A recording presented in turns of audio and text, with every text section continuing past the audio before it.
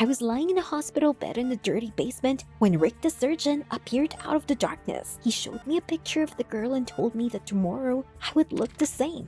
This was my 12th plastic surgery. Soon my eyes were darkening from the usual anesthesia, and I passed out. In the morning, I woke up in my room and with difficulty went to the mirror. When I took off the bandages, there was a new face in the reflection, one in one, like the girl in the photo. Thank God this was my last case. I would start a new life and no more surgeries. I opened the closet to change, and in the corner sat my exact copy. The girl in the photo named Zoe, only bound and with her mouth taped shut. She was in shock. Sure, I looked like her crazy twin. She looked at me in horror, but I just took the clothes and locked the door. Then Rick, my plastic surgeon and part-time boss, came in. He showed a picture of the guy and said coldly that it was Dean. I had to disguise myself as his girlfriend, sneak into his office, and take the red folder with the documents. Rick gave me the phone of the girl who was sitting in the closet, the keys, and sent me to the case. Half an hour later, I was in a taxi going to this Dean, and suddenly I saw myself in the rearview mirror and realized that after so many operations, I no longer remembered what my real face looked like. And then I started to remember how it all started.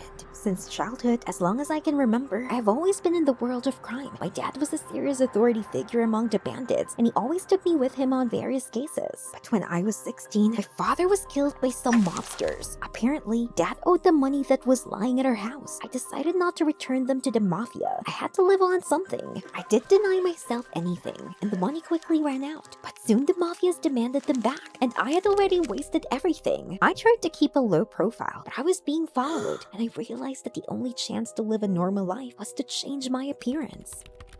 I found an ad for plastic surgeon Rick on the darknet, and a week later, we met. Rick seemed surly to me, and when he heard I didn't have any money, he was about to throw me out. But I panicked and confessed that the mafia was looking for me. Rick was silent, and I was afraid to move, but after a pause, he said he would help. I started to thank Rick, but he cut me off and said that he wasn't doing it out of mercy. He had a condition. He would perform plastic surgery on me, and I would have to impersonate other people. I recoiled. Why would he do that? Rick continued. He needed help with his business. I was surprised. With a new face, I would break into different houses and steal, he added dryly. What? The mobsters got rid of my son. You'll have the same fate if you don't help me. Even though I didn't believe in fate, I had no other choice. I'd rather work for a crazy surgeon than fall into the hands of a mobster. We had been living together ever since. Rick gave me face-changing surgeries every month and sent me on missions, but he didn't pay me a penny of what he stole, so I took a percentage of the work myself. This was enough for me to buy clothes and restaurants. Rick still didn't notice I was stealing from him. I was happy with this life, but soon I began to notice that with each surgery, the scars on the skin took longer to heal, and I gradually began to go crazy, and I occasionally heard in my head the voices of the girls whose faces I wore. Then I knew it was time to stop. Last week, I'd been working for Rick for exactly a year. That same day, I went to him and begged him to let me go earlier because I was doing my duty honestly. There was a moment of silence, but then he nodded. Seriously? I asked, surprised and uncertain. Yes, perhaps you deserve your freedom. Rick answered, just one last case and we're even. I agreed without hesitation, of course. So very soon, Rick gave me plastic surgery. Suddenly, I heard the cry of an angry taxi driver. Apparently, I was too deep in my memories that I did not hear how we arrived. I paid and went out near the big house. Well, this was my last case. And then, freedom. My mission was to steal a red folder of documents from this house. Carefully opening the door, I found myself in a small hall. It was so quiet that I jumped when someone called out to me. It was Dean, the owner of the house, and he was cute, tall, and athletic. He hugged me and told me that there was a surprise waiting for his beloved in the living room. I let out a sigh of relief. He didn't suspect anything and thought I was his girlfriend.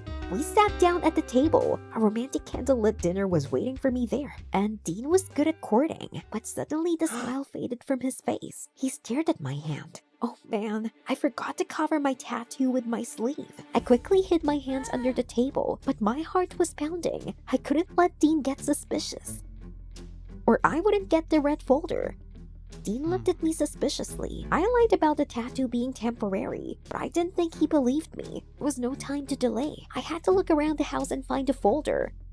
Honey, will you excuse me? I said and immediately got up from the table. Since the first floor was small, I assumed that the folder with the documents was somewhere upstairs. I carefully climbed the stairs and at the end of the corridor, I saw an old door. I listened for Dean, but it was all quiet. Then I tiptoed to that door. It was Dean's office. I crept over to the desk to find a red folder, but then it was like an electric shock. I noticed a police badge on the desk. Did that mean Dean was a cop? He must have seen through me by now. At that moment, I heard the stairs creak. Oh no. I barely made it out of the office before I came face to face with Dean. He asked incredulously what I was doing in his office, trying to keep the tremor out of my voice. I said I had to leave immediately. After that, I ran as fast as I could down the stairs to the exit. I was so sick of pretending to be someone. When I went home an hour later, Rick was watching TV. I immediately started shouting that he should have said Dean was a cop. But Rick didn't even bat an eye. He got up from the couch, came close to me and said that if I wanted freedom, I would get him a folder. A lump rose in my throat. Rick could expose me to the mafia at any second, or worse, leave me as a slave forever. I took a deep breath and went to my room. I needed to figure out where the damn folder was. I opened the closet and told Zoe that if she didn't tell me where Dean kept the files, I'd kill her and blame her boyfriend. Zoe begged me not to touch Dean and stammered out that he kept all the files in the desk drawers in his office. Man, why didn't I look in there right away? I taped Zoe's mouth shut and closed the closet. I would get this file out tomorrow and finally get rid of Rick's slavery. In the morning, I was woken up by a call. It was Zoe's phone. I saw Dean's name on the screen. Damn.